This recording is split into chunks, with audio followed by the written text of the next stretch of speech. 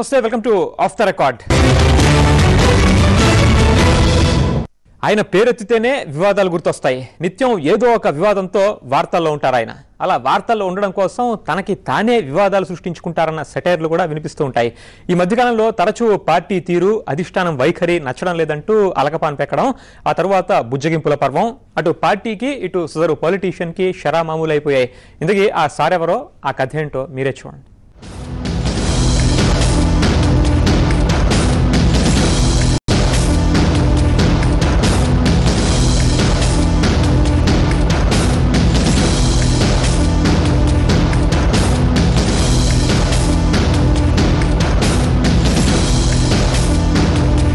తలసాని శ్రీనివాస్ యాదవ్ ఈ మధ్య తనకి తానే అగాధం సృష్టించేసుకుని తెలుగుదేశం పార్టీకి దూరంగా ఉంటున్న హైదరాబాద్ లీడర్.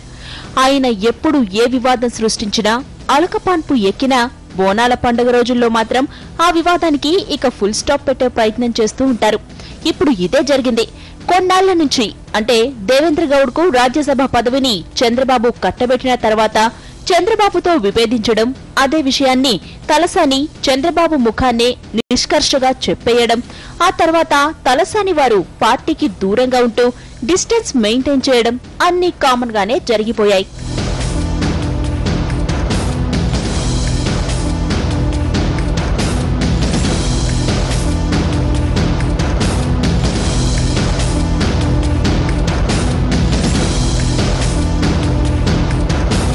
ఇదే సమయంలో తలసాని జగన్ పార్టీలోకి జంప్ చేయడానికి రెడీగా ఉన్నారని కొన్నాళ్లు, లేదు అవకాశం లభిస్తే కాంగ్రెస్ పంచన చేరుతారని మరికొన్నాళ్లు పెద్ద ఎత్తున ప్రచారం జరిగింది. దీనికి కారణాలు లేకపోలేదు. దేవేంద్ర గౌడ్ విషయంలో చంద్రబాబుతో విభేదించి బయటకు వచ్చాక తలసాని వ్యవహార తీరే ఆ ప్రచారానికి ఊతమిచ్చింది. జగన్ కు అనుకూలంగా మాట్లాడడం, దానికి తగ్గట్టే ఆఫ్ ది రికార్డ్ టాక్స్ లో జగన్ ను ఆకాశానికెత్తేయడం వంటివి చేస్తూ వచ్చారు తలసాని. దీంతో అందరూ ఆయన జగన్ గూటికి జంప్ చేయడం ఖాయమని భావించారు.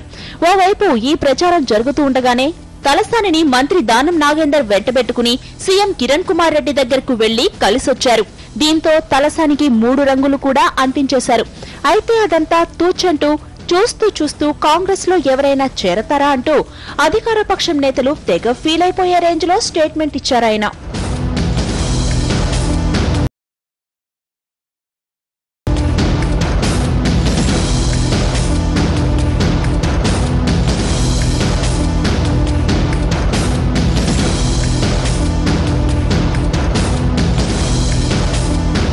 ఆ క్రమంలో తలసాని శ్రీనివాసుడు గురువారం నాడు సడన్ గా చంద్రబాబు ఇంట్లో ప్రత్యక్షమయ్యారు. సికింద్రాబాద్ మహంకాళి అమ్మవారి బోనాల జాతరకు రావాల్సిందిగా ఆహ్వానించారు. ఈ తతంగం ముగిశాక చంద్రబాబుతో ఏకాంతంగా దాదాపు గంటకు పైగా చర్చలు కూడా కానిచ్చారు.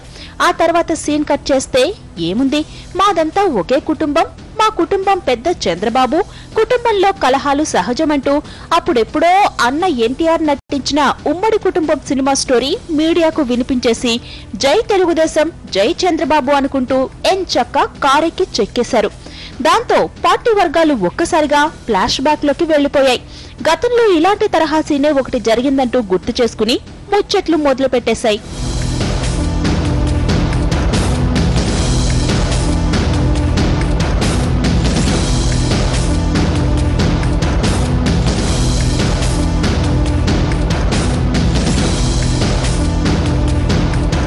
అప్పటి సీఎం వైఎస్ రాజశేఖర రెడ్డిని గుట్టుచప్పుడు కాకుండా తెల్లవారుజామున క్యాంప్ ఆఫీస్ కు వెళ్లి తలసాని కలిసొచ్చారని అప్పట్లో ఊరువాడ కోడై కూసింది.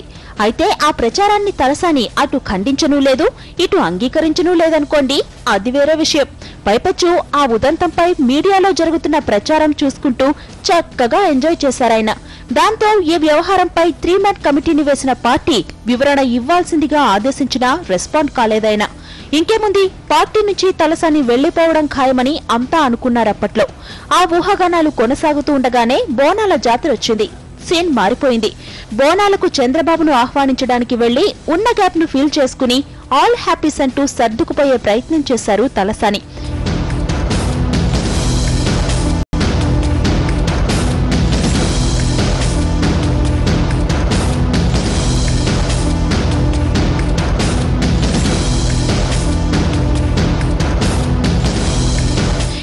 కూడా బోనాల సందర్భంగా మళ్లీ ఇదే సీన్ రిపీట్ కావడంతో అంతా బోనాల మహత్యం అనుకుంటూ ఏదైనా తలసానికే చెల్లని సెటైర్లు మొదలు పెట్టారు. ఏదైతేనేం ఇక ఇప్పట్లో తలసాని తలనొప్పి పార్టీకి లేనట్టే. మళ్లీ వచ్చే బోనాల జాతరకు 2 నెలల ముందుగా అలుగుతారేమో, అప్పుడు చూద్దాంలే అంటూ జోకులు పేల్చేస్తున్నాయి పార్టీ శ్రేణులు. నెక్స్ట్ బోనాల టైంకి తలసాని అలకపాన్పు ఎక్కడానికి ఏ పాయింట్ దొరుకుద్దో చూడాలి.